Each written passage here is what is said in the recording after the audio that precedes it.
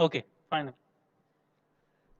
चलिए, जो आज का जो हमारा टॉपिक है that is factories act 1948। Last जो हमारी क्लास हुई थी उसमें भी हमने जो है कुछ एक एक्ट पढ़े थे। तो इस पूरे यूनिट में आपके एक्ट्स जो हैं कुछ 6-7 तरह के एक्ट्स हैं। और मैंने जैसे आपको पहले बताया कि इन एक्ट्स में को अगर हम थॉरोली पढ़ना शुरू करें तो बहुत ही ज़्यादा डिटेल्ड में जो है ये एक्ट हैं, और इतनी ज़्यादा इन्फॉर्मेशन है कि आप जो है उसमें टाइम काफ़ी ज़्यादा जो है आपको कंज्यूम करना पड़ेगा। It the slides will be time consuming. तो ये जो आज की जो स्लाइड है ये ऑफिशियल वेबसाइट से जो है डाउनलोड की हुई है, और इसमें से जो इररेलेवेंट टॉपिक है जो हमारे क्वेश्चन बैंक से जो हटके हैं उनको जो है मैंने इसमें से रिमूव कर दिया है। और कंप्लीट जो ऑफिशियल साइट से ये जो स्लाइड है, जो पीपीटी है, ये आप वहाँ से डाउनलोड करके अगर इच्छा हो तो आप वहाँ से कंप्लीट भी आप पढ़ सकते हैं। तो अभी जो है आज हम जो डिस्कस करेंगे टॉपिक्स वो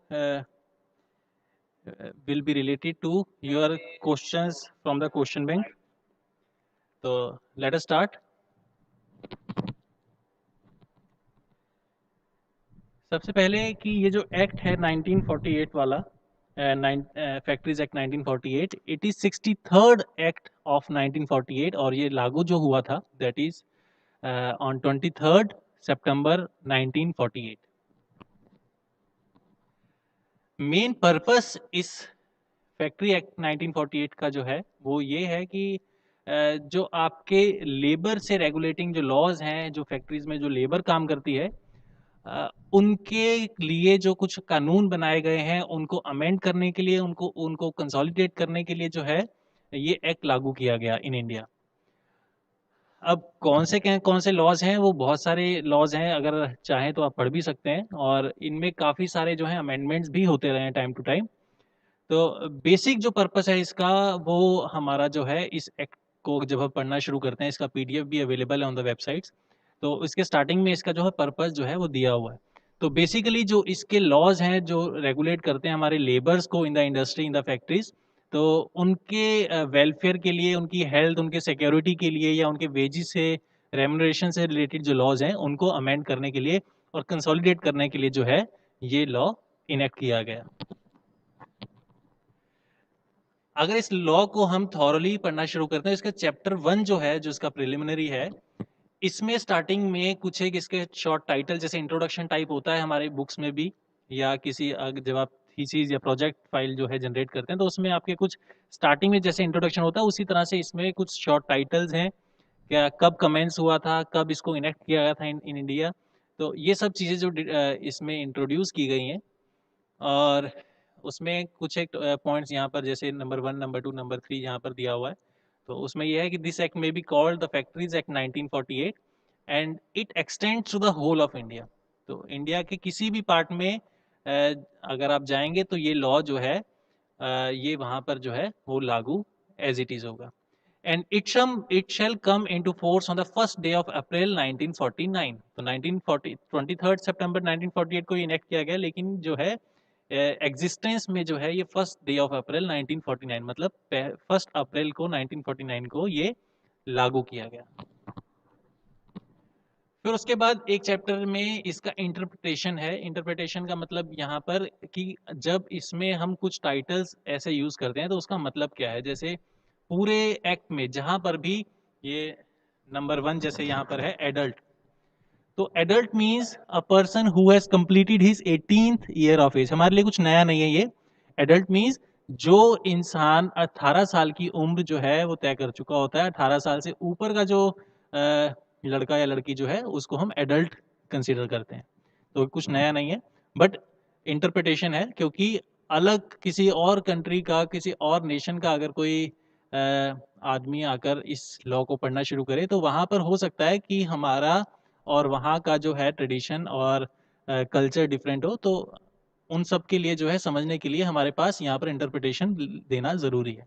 तो adult means a person who has completed his 18th year of age. Similarly, adolescent means a person who has completed his 15th year of age. जो 15 साल से ऊपर का जो बच्चा है उसको हम एडोलेसेंट जो है कंसिडर करते हैं। Similarly child means a person who has not completed his 15th year of age. तो 15 साल से छोटा जो है उसको हम चाइल्ड कंसिडर करेंगे, 15 साल से बड़ा बट 18 साल से छोटी एज है तो एडोलेसेंट, और 18 से ऊपर का जो बच्चा है उसको हम एडल्ट कहेंगे। तो this was all about section 1। इसमें कुछ और भी चीज़ें हैं, इसमें से कुछ एक जो है मैंने मॉडिफाई कर दिया है हमारे क्वेश्चन बैंक के हिसाब से। तो section 2 is always define definition and it's meaning.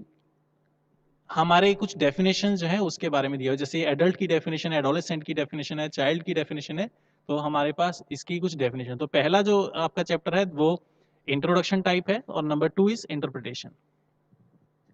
इसी तरह से कंपिटेंट पर्सन मीन्स, इसका मतलब क्या है, इसका भी डेफिनेशन जो है यहाँ पर दिया हुआ है। इट मीन्स अ पर्सन और an institution recognized as such by the chief inspector for the purpose of the act.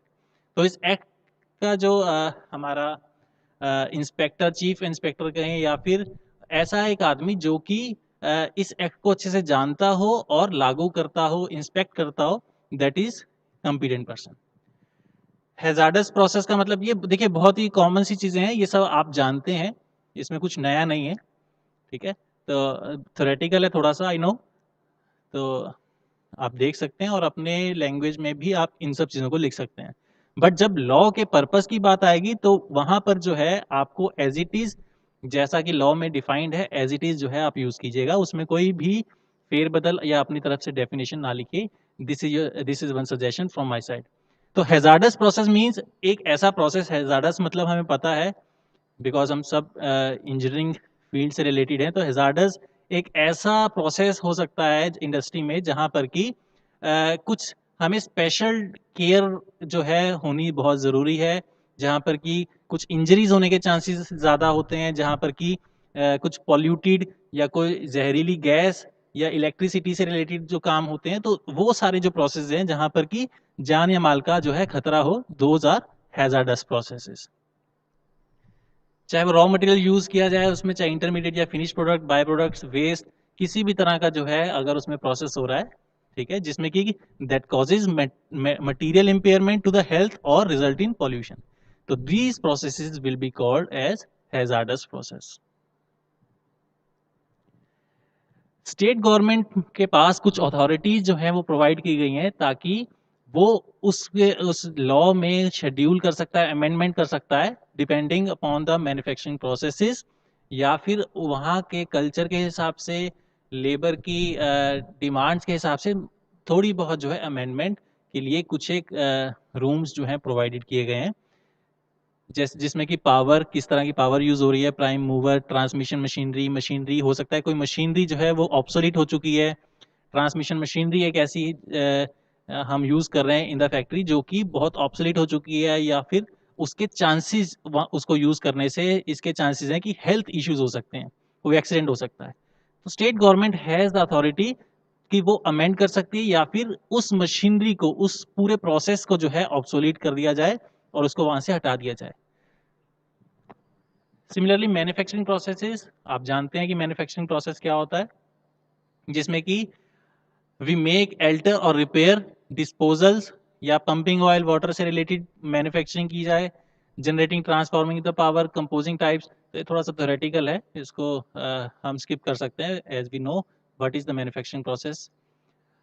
Worker कौन होता है? सिंपल, एक ऐसा आदमी जो कि या तो खुद या किसी एजेंसी के थ्रू, जैसे कि जो ठेकेदार होते हैं वो भी जो है वर्कर्स प्रोवाइड करते हैं, एम्प्लॉयज प्रोवाइड करते हैं, चाहे उसको नॉलेज हो चाहे ना नॉलेज हो, as per the definition from industrial act 1948, जो उसकी डेफिनेशन है मैं वो बता रहा हूँ, विद और without the knowledge of the principal employer, mainly whether for remuneration और नॉट। रेम्यूनरेशन मैं आपको पहले भी बता चुका हूँ, कुछ एक पिछले यूनिट में हमने इस टॉपिक को पढ़ा था। रेम्यूनरेशन मीन्स वो चीज जो पे ऑफ की जाती है to the employer, to the employ by the employer, जो सर्विसेज, जैसे जो लेबर जो है वो काम कर रही है, जो सर्विसेज प्रोवाइड कर रही है, चाहे वो फिजिकली जो है या मेंटली, कहीं ना कहीं वो अपनी सर्विसेज जो है प्रोवाइड कर रहा है, उसके बदले में जो है एम्प्लॉयर पे ऑफ करता है to the worker, that is called remuneration. चाहे वो मॉनेटरी फंड में हो या फिर नॉन मॉनेटरी फंड में हो, तो दैट इज कॉल्ड रेम्यूनरेशन। तो वो वर्कर कहलाएगा जो कि रेम्युनरेशन के लिए या फिर रेम्युनरेशन के लिए ना भी कर रहा हो सकता है किसी और वजह से जो है वो काम कर रहा है, for the experience, maybe for experience, या फिर कुछ फैसिलिटीज जो है उसको प्रोवाइड की जाए। तो इन एनी मैन्युफैक्चरिंग प्रोसेस या फिर किसी मशीनरी की क्लीनिंग, ये कुछ एग्जांपल्स दिए हुए हैं, या प्रेमिसेस की क्लीनिंग के लिए किसी भी तरह के जो जहां मैन्युफैक्चरिंग प्रोसेस हो रहा है उसके प्रेमिसेस के लिए क्लीनिंग या उसके मशीनरी की क्लीनिंग, तो ये सारे जो काम कर रहा है तो that is called worker. Factory we all know कि क्या चीज होती है। फैक्ट्री एक ऐसा प्रेमिसेस है जहां पर कि हम मैन्युफैक्चरिंग प्रोसेसेस या अलग अलग तरह के जो काम है वहां पर जो है हम कर रहे हैं। इसमें एक सेक्शन में ये डिफाइंड है कि जितने भी यहाँ पर इस पूरे एक्ट में टाइम जो है, टाइम के रेफरेंसेस जो है as per Indian standard time IST में जो है वो टाइम्स यहाँ पर मेंशन है। कहीं पर भी इस पूरे एक्ट में जहां पर भी टाइम मेंशन होगा that will be as per the Indian standard time IST। Then in section 6 जो है we have something about the approvals, licensing और रजिस्ट्रेशन ऑफ द फैक्ट्रीज। तो कोई भी फैक्ट्री है उसको लाइसेंस या उसका रजिस्ट्रेशन होना जरूरी है, उसको अप्रूवल मिलना जो है जरूरी है फ्रॉम द स्टेट गवर्नमेंट। तो जिस भी स्टेट में फैक्ट्री लगाई जाती है तो वहाँ पे अथॉरिटीज, जो स्टेट गवर्नमेंट की अथॉरिटीज हैं, वहाँ से अप्रूवल लेना जो है या उस लाइसेंस या जिसका रजिस्ट्रेशन उस फैक्ट्री का होना जो है वो जरूरी है। वो इसलिए जरूरी है क्योंकि उस फैक्ट्री में कहीं इस तरह की कोई मैन्युफैक्चरिंग प्रोसेस तो नहीं है जिसकी वजह से आसपास के इलाके में कोई डेंजर हो जाए, कोई हैजार्डस मटेरियल या उसका जो बाय प्रोडक्ट है वो हैजार्डस हो, पॉल्यूशन ऐसा हो, पॉल्यूटिंग गैसेज हो डेंजरस, जो कि जहरीली गैसेज जैसे होती हैं, उसका फ्यूम जो है वो बाहर तो नहीं आ रहे हैं, या जो उसमें प्रोसेस है, जो उसमें मशीनरी यूज हो रही है वो सही है या नहीं, ताकि आप जो वर्कर वहां पर काम करेंगे उसकी हेल्थ और सेफ्टी, ये जो वेलफेयर है उसको इंश्योर किया जाए कि उसको कितने कितने जो है रेम्युनरेशन मिलेगा, उसके फैसिलिटीज क्या क्या है जो वहां पर वर्कर काम करेगा। तो ये सारी चीजें देखने भालने के बाद जो है स्टेट गवर्नमेंट की अथॉरिटीज अप्रूवल देती हैं, लाइसेंस देती हैं और रजिस्टर करती हैं उस फैक्ट्री को, ताकि उस फैक्ट्री का सेटअप हो सके। तो कुछ एक बाकी फॉर्मेलिटीज जो है वो कंप्लीट होती रहती हैं। तो रजिस्ट्रेशन कई बार ऐसा भी हो सकता है कि जब रजिस्ट्रेशन कैंसिल हो जाता है या एक्सपायर हो जाए तो रजिस्ट्रेशन या लाइसेंस जो है उसको रिन्यू किया जाता है, और उसके लिए जो है अलग से पेमेंट, प्रिस्क्राइब फीस जो है वो देकर आप उस लाइसेंस को रिन्यू कर सकते हैं। Then chapter 2 covers authorities under the act. इस एक्ट के अंडर में कुछ 7-8 तरह के जो है अथॉरिटीज हैं अलग अलग। यहाँ पर मेनली जो हमारे सब्जेक्ट पॉइंट ऑफ व्यू से या हमारा जो सिलेबस है उसके पॉइंट ऑफ व्यू से हेल्थ, सेफ्टी और वेलफेयर, इसके लिए हमारे जनरल ड्यूटीज जो ऑक्यूपायर की हैं उसको ही हम डिस्कस करेंगे। तो हेल्थ, सेफ्टी और वेलफेयर एक एक करके जो हम डिस्कस करते हैं। नंबर 1 इज हेल्थ, जो कि चैप्टर 3 ऑफ दिस एक्ट में कवर किया गया है। तो हेल्थ बेसिकली जो हमारा वर्कर जो है, लेबर जो है, उसकी हेल्थ के लिए हम कुछ एक पॉइंट्स को जरूर ख्याल में रखेंगे फैक्ट्री में। जैसे कि सेक्शन 11 में कवर किया गया है क्लीनलीनेस, साफ सफाई। साफ सफाई होना, हाइजीनिक एनवायरनमेंट जो है वो होना बड़ा ज़रूरी है for the health of the labour जो वहाँ पर काम करेगी, क्योंकि एम्प्लॉय अगर अच्छे वातावरण में, हाइजीनिक एनवायरनमेंट में जो है काम करेगा तो उस साफ सफाई होगी तो उसके बीमार होने के चांसेस कम होंगे। सिमिलरली उसके साइकोलॉजिकल जो मेंटल जो स्टेट है वो भी जो है वो अच्छी रहती है। तो क्लीनलीनेस में बहुत सारे टॉपिक्स इसमें कवर किए गए हैं। इसको हम थोड़ा डीप में जब इसको जाकर पूरा थॉरली पढ़ेंगे तो इसमें फॉर एग्जांपल मैं आपको 2-3 पॉइंट्स मैं आपको यहाँ पर डिस्कस करूँ कि उसमें कुछ पॉइंट्स ऐसे हैं कि हफ्ते में एक बार जो है आपकी कम से कम मिनिमम नंबर ऑफ टाइम्स जब आप स्वीपिंग करते हैं या सफाई करते हैं तो कम से कम एक बार जो है वो आप ज़रूर जो है पानी से, जो जैसे पोछा हम घर में लगाते हैं उसी तरह से पानी से आपकी सफाई होनी ज़रूरी है पूरे प्रेमिसेस की। 2 या 3 दफ़ा जो है आपको उसका डस्टिंग होना ज़रूरी है। इस तरह से जो उसके वॉशरूम्स हैं उसकी सफाई के लिए कुछ अलग नियम है कि वहाँ पर 2 या 3 दफ़ा जो है सफाई होनी ज़रूरी है। वहाँ पर जो डिसइंफेक्टेंट्स हैं वो यूज़ होने चाहिए। तो इस तरह से कुछ एक पॉइंट जो है वो क्लीनलीनेस में कवर किए गए हैं। देन सेक्शन 12 में disposal of waste and effluents, तो जो आपका वेस्ट जो आप डिस्पोज करते हैं उसके लिए कुछ नियम बनाए गए हैं। जैसे आपके कॉलेजेस में भी कुछ नियम बनाए गए हैं। यहाँ पर आपने देखा होगा जो डस्टबिन्स हैं उसके अलग अलग कलर्स के, येलो, ब्लू, ग्रीन कलर के अलग अलग तरह के डस्टबिन जो है लगाए गए हैं। अब कौन कितना यूज करता है ये तो मैं नहीं कह सकता, बट प्रॉपर जो है चैनलाइज किया गया प्रोसेस को थोड़ा स्ट्रीमलाइन करने की कोशिश की गई है कि आपके जो वेस्ट हैं या जो एफ्लुएंट्स हैं जो फैक्ट्री से बाहर आते हैं उसका डिस्पोजल जो है वो सही तरीके से और कायदे से हो, क्योंकि उसमें किस किस तरह की जो है आपके वेस्ट हैं, डिपेंडिंग अपॉन दैट उसका डिस्पोजल मेथड भी डिफरेंट जो है हम यूज करते हैं। देन सेक्शन 13 में वेंटिलेशन एंड टेम्परेचर हो सकता है किसी फैक्ट्री में इस तरह का प्रोसेस हो रहा है जहां पर कि टेम्परेचर राइज हो जाता है, जहां पर भट्टियां लगी हुई हैं, फर्नेसेस लगी हुई हैं, वहां पर प्रॉपर वेंटिलेशन है या नहीं है, एरेशन के लिए कूलर्स हैं, पंखे हैं, या whatever process we use to cool down the premises, तो टेम्परेचर्स को कंट्रोल करना या वेंटिलेशन के लिए जो है इस सेक्शन 13 में बताया गया है। डस्ट एंड फ्यूम्स अगर जनरेट हो रहे हैं तो उसको कंट्रोल करने के लिए हम कोई मशीनरी लगा रहे हैं या इस तरह का हमने ओपन एनवायरनमेंट जो है हम यूज कर रहे हैं, उसके बारे में डिस्कशन है। देन आर्टिफिशियल ह्यूमिडिफिकेशन, जहां पर बहुत ज्यादा गर्मी हो जाती है, टेम्परेचर हो जाता है, तो वहां पर आर्टिफिशियली हम ह्यूमिडिफाई करते हैं। आपने डीआई का सेमिनार हॉल देखा होगा, वहां पर आर्टिफिशियली ह्यूमिडिफिकेशन जो है हम करते हैं। सेंट्रल ऑफिस में भी देखा होगा, तो ऑफिस में हम आर्टिफिशियली ह्यूमिडिफाई करते हैं जिसमें कि पानी की बहुत छोटी छोटी जो ड्रॉपलेट्स हैं या फ्यूम्स जिसको हम कह सकते हैं, बहुत टाइनी ड्रॉपलेट्स जो हैं वो स्प्रे की जाती हैं, तो आर्टिफिशियली उसको उस एनवायरनमेंट को ह्यूमिडिफाई करने से टेम्परेचर जो है वो कम हो जाता है। देन ओवर क्राउडिंग, इसमें ये चीज डिस्कस की गई है कि जितना एरिया है उसके हिसाब से आपके कितने लोग उस प्रेमिसेस में काम कर सकते हैं। ओवर क्राउडिंग तो नहीं हो रही, क्योंकि ओवर क्राउडिंग से क्या होता है, एक तो सफोकेशन होता है जिससे कि हेल्थ के ऊपर इफेक्ट पड़ता है, और दूसरा ये है कि वहां पर इतना ज्यादा ओवर क्राउडिंग होने से एक दूसरे के लिए जो है आप हर्डल्स क्रिएट करते हैं और उस वजह से एक्सीडेंट्स होने के चांसेस बढ़ सकते हैं। देन लाइटिंग प्रॉपर है या नहीं, लाइटिंग होनी चाहिए प्रॉपर। अगर जहाँ पर बहुत ज़्यादा आई साइट का काम है तो वहाँ पर लाइटिंग और ज़्यादा अच्छी होनी चाहिए ताकि जो है स्ट्रेन ना पड़े और ऑक्यूपेशनल डिजीजेज ना हो।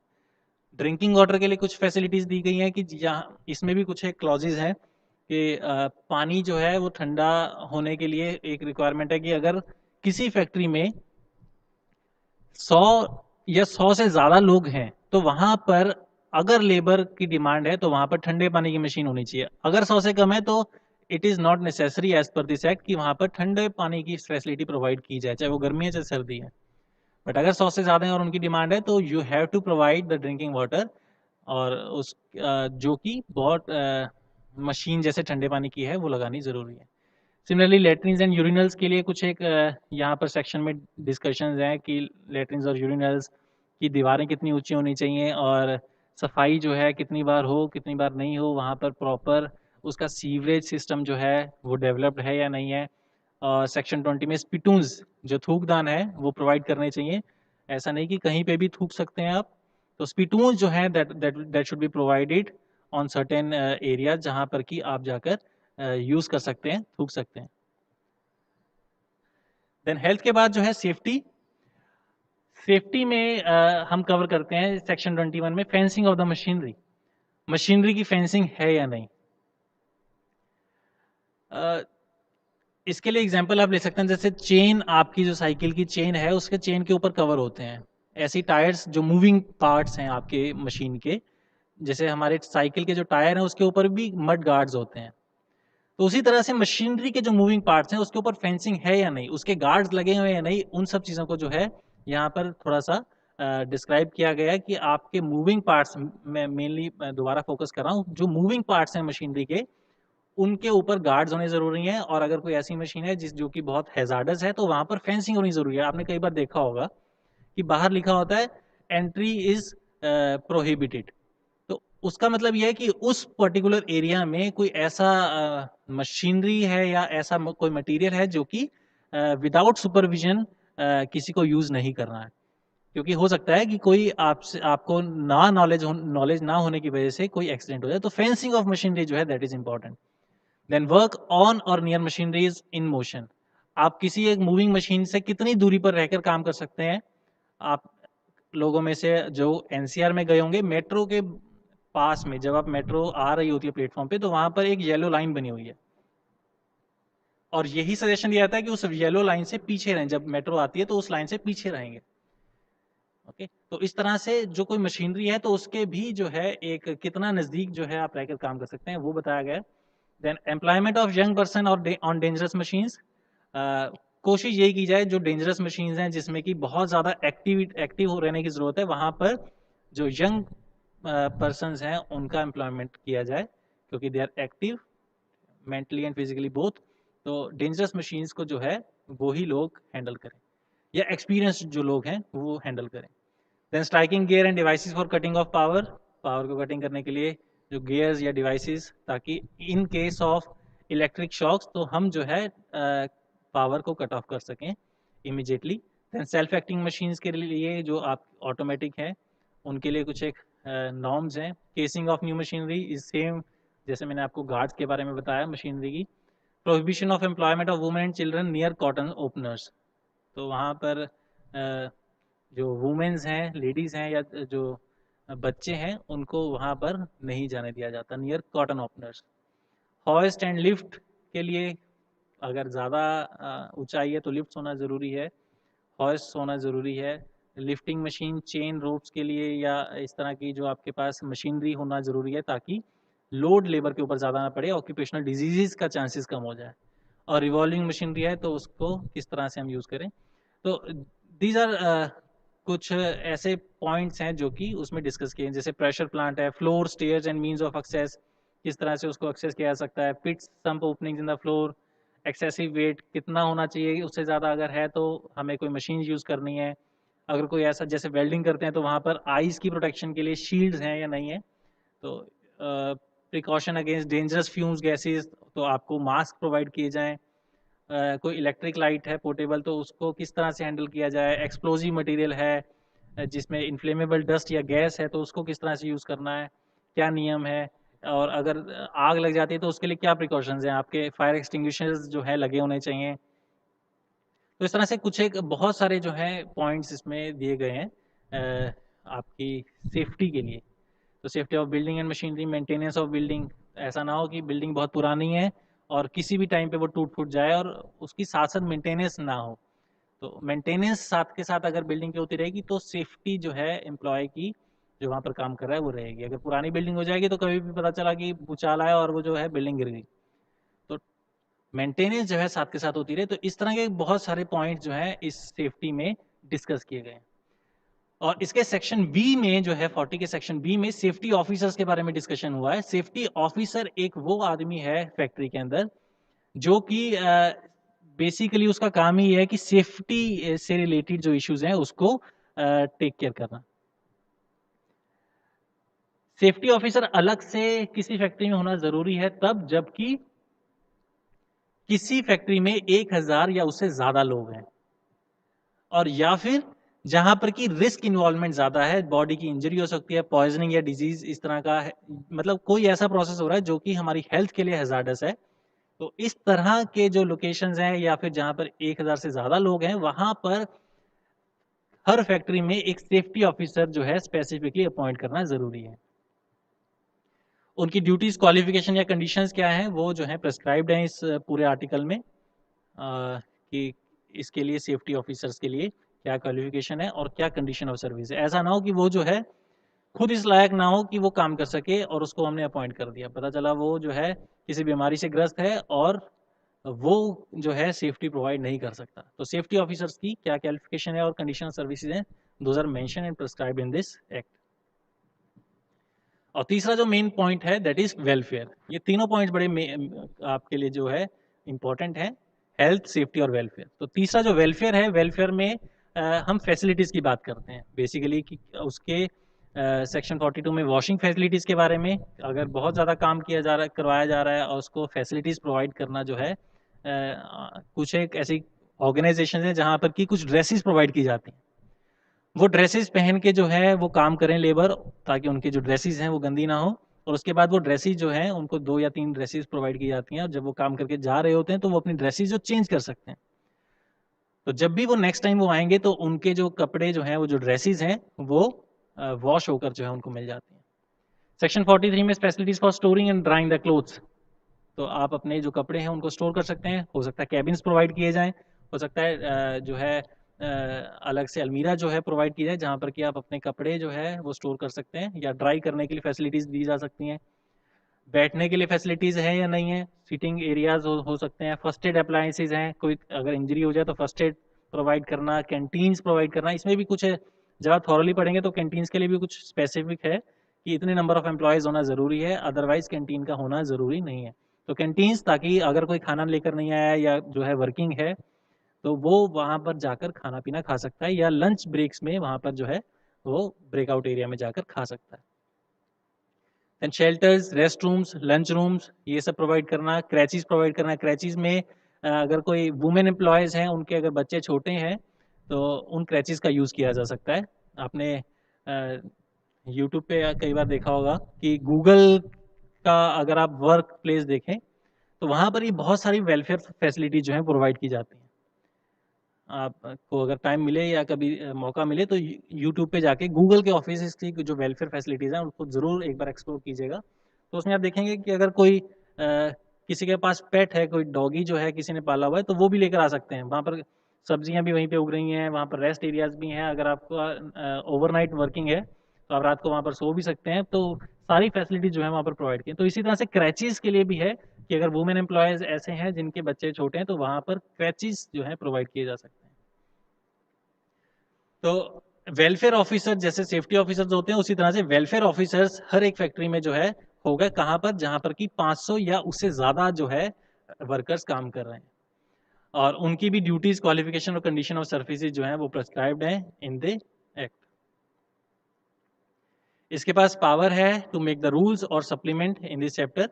तो क्या पावर्स हैं, क्या अमेंडमेंट जो हैं वो उसमें प्रेस्क्राइब्ड है। Working hours for adult.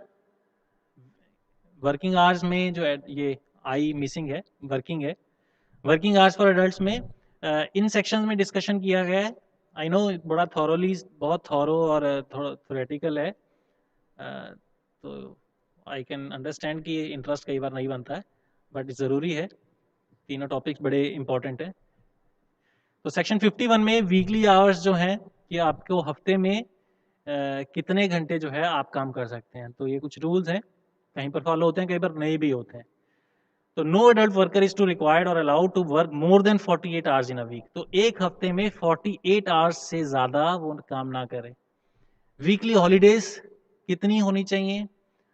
Compensatory holidays कितनी होनी चाहिए? Daily hours not more then 9 hours, कि 9 घंटे से ज़्यादा जो है वो कोई भी एडल्ट किसी भी फैक्ट्री में काम नहीं करेगा।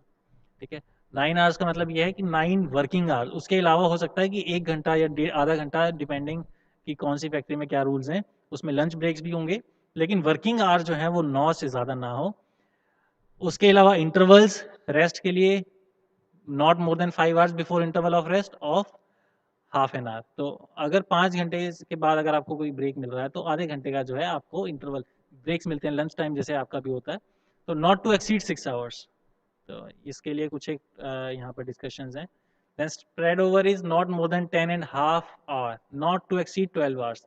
इससे ज़्यादा स्प्रेड ओवर कई बार जो है ज़्यादा काम होता है, तो उसके लिए भी कुछ रूल्स हैं। नाइट शिफ्ट्स हैं, तो नाइट शिफ्ट में कुछ रूल्स बताए गए हैं कि जैसे following day begins when shift ends. तो जब शिफ्ट एंड हो जाती है रात को, हो सकता है कि 8 बजे शिफ्ट खत्म हुई, और वहां से लेके आफ्टर मिडनाइट वो जो है वो अगला दिन जो है वो काउंट होना शुरू हो जाता है। Prohibition of overlapping shift. ऐसा नहीं कि एक शिफ्ट के बाद दूसरे शिफ्ट में भी जो है उस वर्कर को पेल के रखा हुआ है कि एक के बाद दूसरी शिफ्ट भी जो है लगातार वो काम कर रहा है, ऐसा नहीं किया जाए। तो उसको बीच में ब्रेक देना जरूरी है। और इसी तरह से extra wages for over time. अगर कोई आदमी, कोई वर्कर जो है, कोई लेबर जो है वो ओवर टाइम कर रही है, तो उसके लिए कुछ एक्स्ट्रा वेजेस जो है प्रोवाइड किए जाते हैं। हर फैक्ट्री में ऐसा होता है। अगर कोई जैसे नाइट में काम कर रहा है, ओवरनाइट काम कर रहा है, तो उसको खाने का खर्चा हो सकता है दिया जाए। हो सकता है कि उसको अगर उसकी पर डे सैलरी जो है दैट इज 400 रुपीज़, 450 रुपीज़, तो अगर वो ओवर टाइम काम कर रहा है तो 450 की जगह पर हो सकता है कि उसको 500 रुपए जो है दिए जाएं, तो एक्स्ट्रा वेजेस जो है प्रोवाइड किए जाएं। उसके बाद employment of young persons, young children जो है उसके लिए प्रोहिबिटेशन है। हम जानते हैं कि 18 साल से छोटी उम्र का जो बच्चा है उससे उसको हम काम नहीं करवा सकते। तो no child who has completed his 14 years is to require और allowed to work in any factory. ठीक है, इसमें कुछ अमेंडमेंट्स भी होते जाते हैं। ये अमेंडमेंट जो है अभी रिसेंटली हमें पता है कि हम 18 साल से कम की उम्र का जो लड़का है या लड़की है वो उसको हम एम्प्लॉयमेंट नहीं देते हैं। तो चाइल्ड मीन्स अ पर्सन, ये हमने डिस्कस कर ही लिया कि child means a person who has not completed his 15 years of age. इन सब टॉपिक्स के अलावा कुछ सप्लीमेंटल जो हैं इसमें ऐड ऑन किए गए हैं, जैसे those things that appeals just like display of notice. कोई भी नोटिस है, कोई भी इंफॉर्मेशन शेयर करनी है, आपके कॉलेजेस में भी नोटिस बोर्ड्स होते हैं तो वहाँ पे डिस्प्ले किया जाए। सर्विस ऑफ नोटिस, रिटर्न्स जो उनको मिलने वाले हैं, ऑब्लिगेशन ऑफ द वर्कर्स या उनको क्या पे एंड पर्क्स हैं, आगे छुट्टियाँ होने वाली हैं, या राइट ऑफ वर्कर। ये कुछ एक चीज़ें ऐसी हैं जो डिस्प्ले करनी ज़रूरी है कि आपके वर्कर के क्या राइट्स हैं, so that in any case अगर किसी लेबर के साथ कोई शोषण होता है तो उस कंडीशन में ही मस्ट नो कि उसके राइट्स क्या हैं, fundamental rights while doing work in this factory.